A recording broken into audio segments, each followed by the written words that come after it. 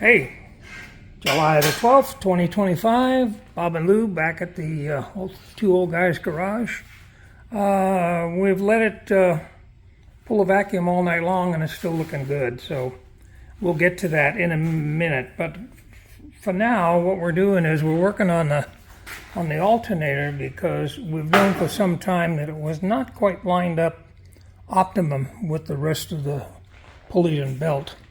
So what we found was, this is the pivot point, this is the bolt,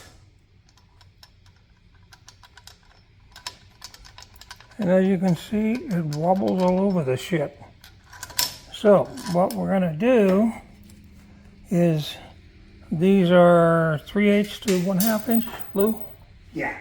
So these are bushings, bronze bushings between 3/8 ID and 1/2 inch OD.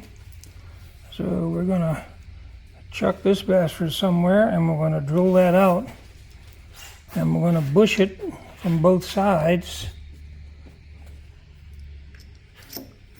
so that we don't have all that shit and slop there. And then we'll work as necessary to get a proper alignment. The alignment causes the belt to rub and makes a noise, and yesterday driving that electric compressor, boy, it was a noisy son of a gun. Okay, I'm going to pause here and we'll be back in a little bit. Hi, back, same day. Okay, we spent an inordinate amount of time modifying the brackets that hold the alternator to get it to line up better, which we achieved, but it still isn't quite lined up the way I think it should be. But after a couple more hours of milling parts and drilling holes, slotting holes, we're tired of screwing with it. Anyway, having accomplished that, what we just did is we connected up the R134 Alpha Freon and brought the system up and added Freon to the AC system. The good news is that there are no apparent leaks. I've looked at all the fittings and they seem to be tight with no discharge of oil. The pressures that we read on the AC gauges appear to be pretty close. And also at one point we had, well, a good, 50 degrees of air coming out of the evaporator inside the car, which is good because it's about 90 degrees right now ambient. So that means it's working. And what we're going to do is let it rest for a while and do some more thinking and check later. Oh, in the meantime, we fix this son of a bitch from collapsing. So that shouldn't look funny anymore, like it's smiling at you. And with regards to the radiator, kind of thought so, but these guys aren't doing anything, and I probably shouldn't have went down that road. So, yeah, if anything, they're probably blocking more airflow than helping. So we're going to remove those, and what we're going to do is we're going to put an additional fan on the inside that'll be a puller, that'll pull air through. And what we've looked at is, could be a 14-inch, could be a 12-inch fan. I started researching yesterday on the internet, so I'll get some candidates up and send them to Lou and he can look at them and see what he thinks. Okay, so the other thing is that he's putting the VOM away because I was checking the alternator voltage before the AC was turned on and after, and not really too happy with it because looks like at a fast idle the alternator is not putting out that much current. But, you know, Chinese alternator, so I don't know. I'll start researching maybe possible alternators. Lou, you want me to take the idle back down to where it was? I'll go ahead and do it, Bob.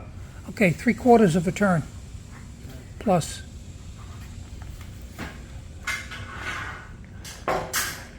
Alright, so that should be it for today. It would be part 65, segment 1. I'll keep track of it. All right, Lou, any words of wisdom Oh man, it's for been the young guys? It's been a go. It really, it really has. No rest for the wicked. Yeah. That's for sure. Yeah. We're getting there, slow but sure. Yep. All right, with that, I'll bid you adieu. This will be the end of segment 1, part 65 again. And that's it. Take care, everybody out there. Keep your powder dry. Bye-bye.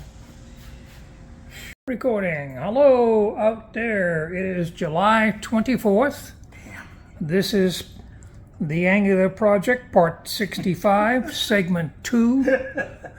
Yeah, we got a lot to catch up on. Oh, this is crazy. All right, okay. First off, the stupid boxer fans that didn't work are gone. And in their place, the Gilmer belt is gone, and we have V-belt pulleys and a fan, and we have a PowerMaster 150 amp alternator. Okay, so at last this is all lined up, and a V-belt, thinking about it, a V-belt is less critical to alignment than a Gilmer belt. The Gilmer belt has to be aligned in all the different planes to be working correctly. Whereas the V-belt, if it's off a little bit, it can in fact take it up. Think of the old Corvairs where they had a V-belt that was horizontal around the fan and then vertical, Going down. 90 degrees around and bent down. Anyway, and this is pretty much straight. Lou was able to get it. He had to mess around with a different spacer bracket to get the alignment, but that's okay. So, the end result is we do have a working system.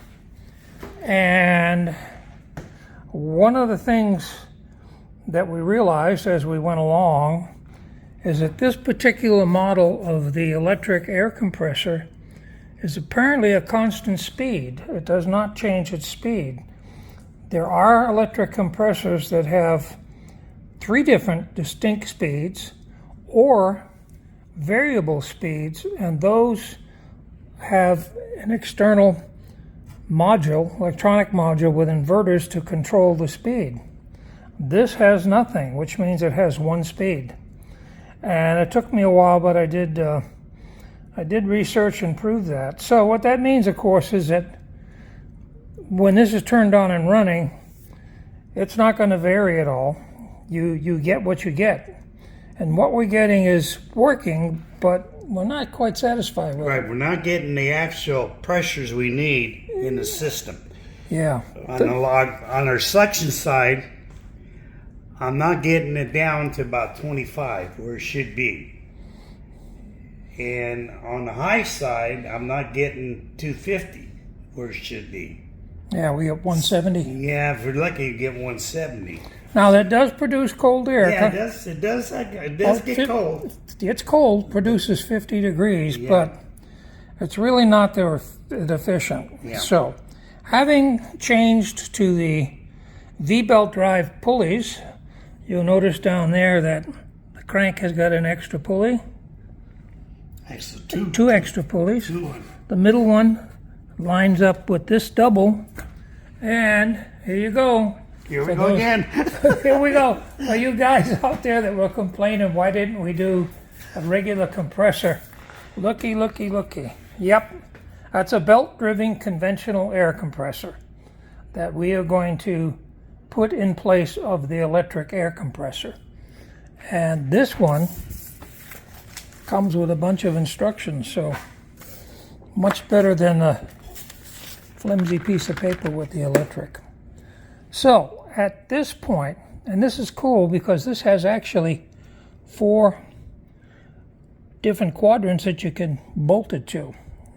And what we have coming also is a air conditioning bracket for a small block Chevy that mounts the compressor in this position. So when we get that, this guy will be coming off, the custom bracket will be coming off, and then we will fit the new aftermarket bracket to fit that air compressor on.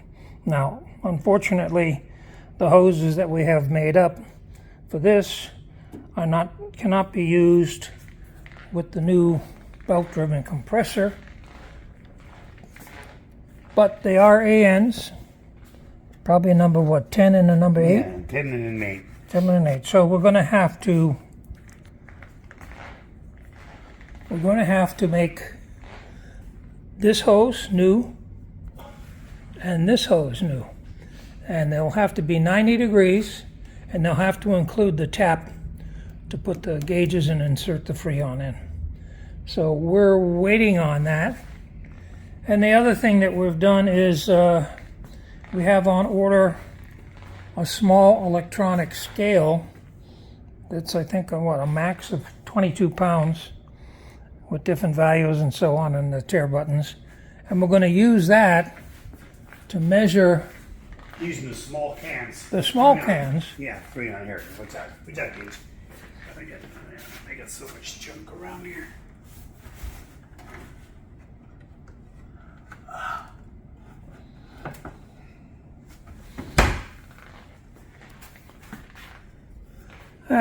We will use that to use the small cans R134 directly on the 7.5 by 5.5 inch digital scale. That, I think, is due today also, right? Yeah, the scale. sometime. Yeah, the scale should be here later on today. This came very quick from Amazon. So, and it's pretty. Look, chrome.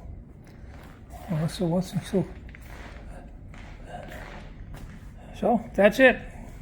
That's it. Yeah. And Lou, you took her out for a drive. Yeah. Took her out for a drive with the current setup. Right. Yeah, and the fan works good and pulls a lot of air through there. And of course, having that 150 amp alternator made a difference too. Yeah. So everything ran. The radiator temperature ran okay, cool. Oh yeah, ran around 180. Okay, and yesterday was about what, 93, 94 Yeah. degrees out ambient, so that's good. And I know somebody out there is going to make a comment.